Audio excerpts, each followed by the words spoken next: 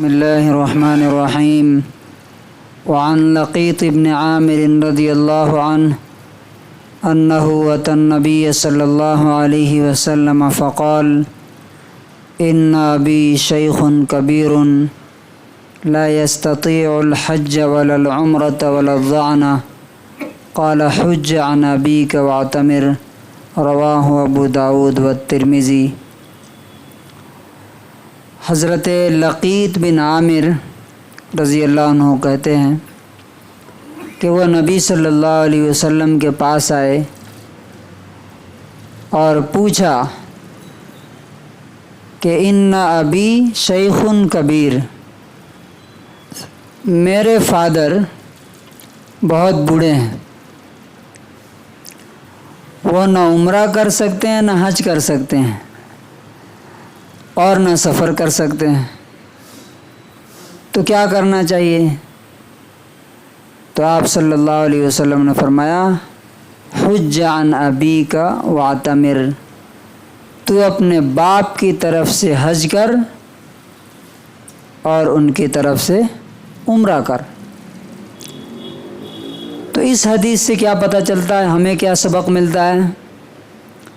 کہ اگر ہمارے ماں باپ نے حج نہیں کیا ہے اور حج ان پر فرض تھا تو ہمیں ضرور حج کرنا چاہیے، لیکن خواہ مخواہ ہر سال حج کرنا، ایک ٹور کی طرح بنا لینا، یہ سخت ظلم ہے ان غریبوں پر جو ہمارے آس پاس رہ کے مر رہے ہیں، ہمیں ان کے بارے میں پتہ بھی نہیں۔ ان نوجوانوں پر جو روزگار کے لیے بھٹک رہے ہیں، ان کے پاس کوئی روزگار نہیں، وہ حج کے پیسے ان پہ لگانا چاہیے، ہر سال حج کا نہیں۔ اچھا، دوسرا چیز، نبی صلی اللہ علیہ وسلم نے عمرہ کرو کہا۔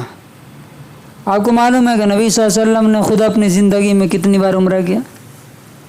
جب سے آپ مکے سے مدینہ گئے، ایک بار آ کر کے عمرہ کیا اور ایک بار حج کیا، ایک بار عمرہ کیا، ایک بار حج کیا۔ اب ہوتا کیا ہے دیکھیے، شیطان جو ہے نا،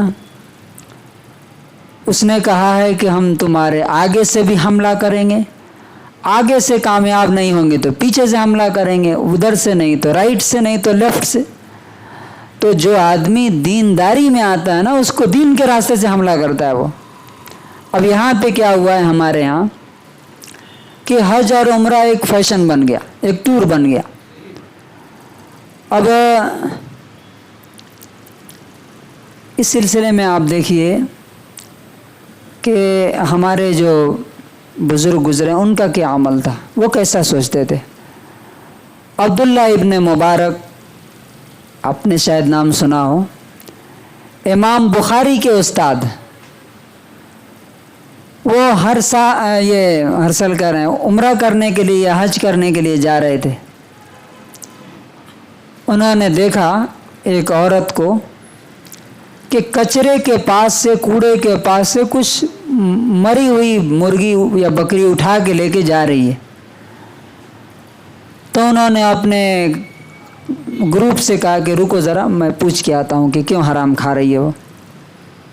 اب ہم لوگ کیا ایسے موقع پر دیکھتے ہیں تو کیا بولیں، یہ سب کچڑے لوگ ہیں، گندے لوگ ہیں، بتائیے یہ ان کو کھانے پینے کا بھی ڈھنگ بھی نہیں معلوم، کہہ کے چل دیں، کمنٹ دے کر گئے نہیں۔ ان کے پاس گئے، پوچھا یہ کیوں ایسا کر رہی ہے؟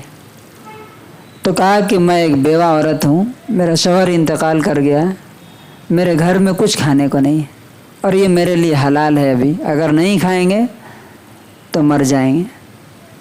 اس کنڈیشن میں حرام چیز بھی حلال ہو جاتی۔ وہ سر پکڑ کے بیٹھ گئے۔ انہوں نے اپنے نوکر کو بولا کہ میرے حج کا کتنا خرچہ ہے، لے کے آؤ۔ اور جو واپسی کا سفر کے لیے جتنا خرچہ تھا اتنا رکھ لیا، باقی پورا کا پورا اس عورت کو دے دیا۔ کہا کہ اس سے کھاؤ، حلال کھاؤ، یہ مردار چھوڑ کر کے جاؤ۔ ان کے بارے میں لکھا ہے کہ جب وہاں ان کے دوست گئے تو واپس آ کے انہوں نے کہا کہ عبداللہ ابن مبارک، ہم نے تو آپ کو वहाँ पे हज करते हुए देखा। तो कहा कि नहीं, मैं तो रास्ते से ही वापस आ गया तुम्हारे सामने। तो कहा कि अल्लाह तबारक व तआला ने कोई फरिश्ता उनकी शक्ल में उतार दिया था जो वो हज कर रहा था। और ये भी लिखा है कि ख्वाब में उनके नबी सल्लल्लाहु अलैहि वसल्लम की ज़ियारत हुई और कहा कि अब्दुल्ला इब्न मुबारक, तुमने बहुत बड़ी नेकी का काम किया। ये हदीसें कहाँ गईं? पैसा होने के बाद हज उम्रे के अलावा कोई नेकी, हज उम्रा मस्जिद बनवाना, बस जल से जुलूस करना। असल जो काम है यतीम का कोई पूछने वाला नहीं, बेवा का कोई पूछने वाला नहीं। हमारे मोहल्ले में कितने नौजवान हैं जो पढ़ के भटक रहे हैं, उनको रोज़गार दिलाने वाला कोई नहीं। ये सब जो गरीब लोगों की आह और दुआ लगेगी, तो क्या वो उम्रा और हज कबूल होगा क्या? कभी नहीं हो सकता। इसलिए इस्लाम का उसूल ये है, जितना ज़रूरतमंद तक तुम्हारा पैसा पहुँचेगा उतना ही ज़्यादा कबूल होगा। अब बेज़रूरत अगर ख़र्च किया अल्लाह तबारक व तआला, या ज़्यादा ज़रूरी था वहाँ नहीं खर्च किया, कम अहम था वहाँ इसलिए कि यहाँ पे मेरा दिल चाहता है, अल्लाह ताला उसको एक्सेप्ट नहीं करता। उसको एक्सेप्ट करता है कि जहाँ इंसान दूसरों की ज़रूरत, अल्लाह के बंदों की ज़रूरत देख करके ख़र्च करे। अल्लाह तबारक व तआला हमें वो दीन अता करे जिसमें हमारे नफ्स की ख्वाहिश नहीं, बल्कि उसके हुक्म की तामील और उसके दीन पर अमल करने की नीयत हमारी हो। अल्लाह ताला हमें सही हज और उम्रा की तौफीक नसीब फरमाए और उस अपने अगल बगल के लोगों की फ़िक्र करने की तौफीक नसीब फरमाए। सुबहानल्लाह व बिहम्दिही सुबहानल्लाह।